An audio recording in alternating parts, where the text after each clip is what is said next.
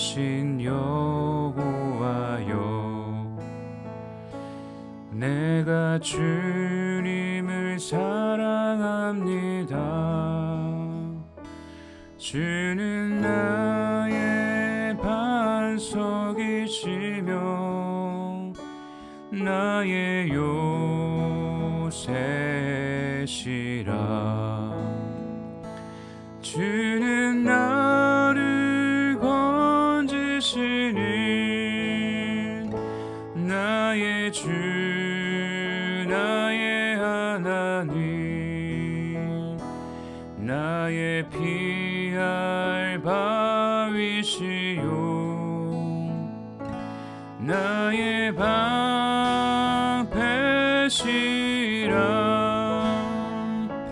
나의 하나님,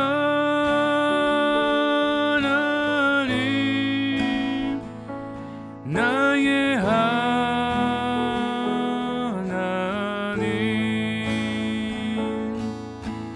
구원의 뿌리시요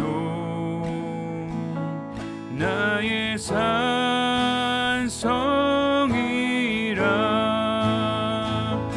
나의 하나님,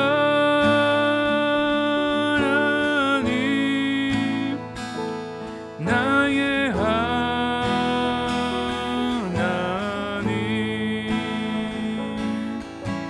그는 나의 여호와, 나의 구세, 나의 하나님, 나의 하나님,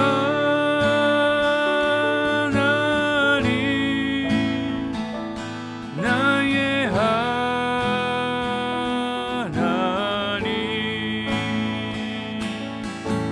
그는 나의 여호와, 나의 구세주.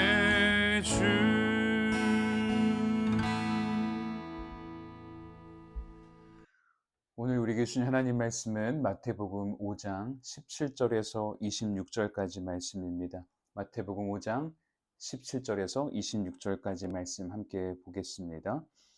내가 율법이나 선지자를 폐하러 온 줄로 생각하지 말라. 폐하러 온 것이 아니요 완전하게 하려 함이라. 진실로 너희에게 이르노니 천지가 없어지기 전에는 율법의 1.1획도 결코 없어지지 아니하고 다 이루리라. 그러므로 누구든지 이 계명 중에 지극히 작은 것 하나라도 버리고 또 그같이 사람을 가르치는 자는 천국에서 지극히 작다 일컬음을 받을 것이요 누구든지 이를 행하며 가르치는 자는 천국에서 크다 일컬음을 받으리라. 내가 너희에게 이르노니 너희 의가 서기관과 바리새인보다 더 낫지 못하면 결코 천국에 들어가지 못하리라. 옛사람에게 말한 바 살인하지 말라. 누구든지 살인하면 심판을 받게 되리라 하였다는 것을 너희가 들었으나 나는 너희에게 이르노니 형제에게 노하는 자마다 심판을 받게 되고 형제를 대하여 라가라 하는 자는 공회에 잡혀가게 되고 미련한 놈이라 하는 자는 지옥불에 들어가게 되리라. 그러므로 예물을 제단에 드리려다가 거기서 내 형제에게 원망 들을 만한 일이 있는 것이 생각나거든 예물을 제단 앞에 두고 먼저 가서 형제와 화목하고 그 후에 와서 예물을 드리라. 너를 고발하는 자와 함께 길에 있을 때에 급히 사화하라. 그 고발하는 자가 너를 재판관에게 내어주고 재판관이 옥리에게 내어주어 옥에 가둘까 염려하라. 진실로 내게 이르노니 내가 한 푼이라도 남김이 없이 다 갚기 전에는 결코 거기서 나오지 못하리라. 아멘. 할렐루야. 오늘도 하나님의 은혜가 저와 여러분의 삶에 가득하기를 주님의 이름으로 축복합니다. 예수님께서 공생애를 시작하시고 나서 그 행보를 보면은 꼭 구약의 율법을 무시하는 것으로 비춰질 수 있었습니다. 그래서 예수님은 주로 세리나 다른 죄인들과 어울리셨고 또 안식일이나 정결 예식에 대한 논쟁도 하고 그렇지 않았습니까? 그래서 오늘 예수님께서 이런 오해에 대해서 정리를 해주십니다. 오늘 우리에게는 또 어떤 의미가 있는지 함께 살펴보도록 하겠습니다. 첫 번째, 예수님은 율법을 완성하러 오셨습니다. 17절 말씀 다시 한번 같이 읽어보겠습니다. 17절, 내가 율법이나 선지자를 폐하러 온 줄로 생각하지 말라. 폐하러 온 것이 아니요 완전하게 하려 함이라. 아멘. 자, 율법을 완전하게 하려고 율법을 성취하러 오셨다라고 말씀하시는데, 이것은 율법이 원래 의도했던 목표와 의미를 말하는 것입니다. 즉, 하나님의 뜻과 하나님의 마음이 어디를 향하고 있었는지 그 뜻을 예수님께서 삶으로 또 사역으로 다 이루신다라고 하는 그런 의미로 말씀하시는 것입니다. 그래서 구약의 율법은 단순한 규칙 목록이 아닙니다. 구약의 율법은 하나님이 어떤 분이신지, 하나님이 어떤 백성을 원하시는지, 또 죄가 얼마나 심각한 것인지, 그래서 인간은 자기 스스로 하나님 앞에 설 수 없다라는 것을 보여주고 있는 것입니다.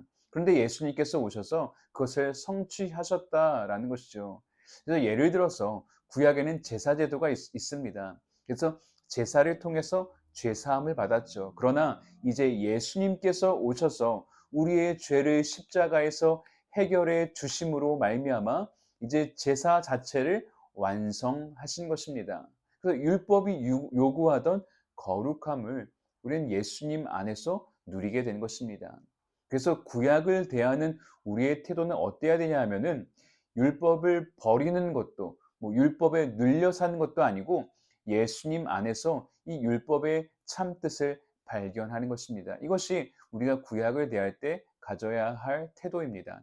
그렇다면은 예수님께서 율법을 완성하셨다면 그것이 오늘 우리에게는 어떤 의미인가? 두 번째, 율법을 완성하신 예수님께서 우리를 더 큰 의로 부르십니다. 우리 20절 말씀 다시 한번 같이 읽어보겠습니다. 20절. 내가 너희에게 이르노니 너희 의가 서기관과 바리새인보다 더 낫지 못하면 결코 천국에 들어가지 못하리라. 아멘. 당시 바리새인과 서기관은 이 율법을 가장 철저히 지키던 사람들이었죠. 겉으로 보면 정말 빈틈이 없는 사람들이었습니다. 그런데 예수님께서 그 정도로는 부족하다, 더 큰 의가 필요하다라고 말씀하시는 것입니다. 예수님께서 어떤 의미로 이런 말씀을 하셨을까요? 이것은 우리에게 더 착해져야 된다, 이것을 말씀하시는 것이 아닙니다. 단순히 외적인 행동을 규제하는 수준이 아니라 우리의 마음과 우리의 성품과 우리의 삶 전체를 변화시키는 그 방향으로 나아가야 된다라고 말씀하시는 것입니다. 그래서 오늘 21절에 보면은 살인하지 말라 그러죠. 그 계명을 가지고도 단지 살인을 안 하는 수준이 아니라 형제에게 노하는 자마다 형제를 멸시하고 모욕하는 말을 하는 자들도 이 살인과 똑같은 수준으로 보시고 심판하시겠다라고 무섭게 경고하시는 것입니다. 그래서 예배드리기 전에 뭐부터 하라고 말씀하세요? 우리 24절 말씀 같이 읽어볼까요? 24절 말씀. 예물을 제단 앞에 두고 먼저 가서 형제와 화목하고 그 후에 와서 예물을 드리라. 할렐루야. 먼저 형제와 화해하고 오라는 것입니다. 율법의 완성은 규칙을 줄여서 우리로 편하게 만드는 것이 아니라 우리 마음, 우리의 중심을 돌아보게 만드는 것입니다. 그래서 이 의미를 제대로 이해하지 못하면 내가 이 정도 하면 중간 이상은 되겠지? 혹은 은혜니까 하나님께서 이 정도까지는 눈 감아 주시겠지?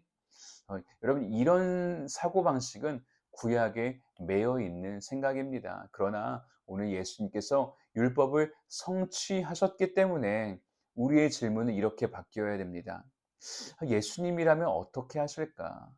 예수님의 성품이 내 삶에서 나타나고 있는가? 이것을 우리가 물어봐야 된다는 것이죠. 사랑하는 성도 여러분, 참된 신앙은 규칙을 잘 지켜서 다른 사람들보다 더 의로워 보이는 그런 것이 아니라 예수님을 닮아가는 삶입니다. 저와 여러분은 예수님은 어떤 분이신가? 예수님이라면 어떻게 하실까? 이것을 기억하면서 예수님의 성품이 우리의 삶을 통해 또 우리의 가정과 교회와 세상에 흘러가서 그곳을 변화시키는 그런 놀라운 일들이 일어나게 되기를 주님의 이름으로 축원합니다. 우리 같이 기도하겠습니다. 하나님 아버지 감사합니다. 오늘 율법을 완성하러 오신 예수님을 바라보며 규칙의 메인 신앙이 아니라 우리의 마음과 동기와 관계까지 예수님을 닮게 하셔서 이 세상 속에 빛과 소금으로 살게 하여 주시옵소서. 감사드리며 예수님의 이름으로 기도하옵나이다. 아멘.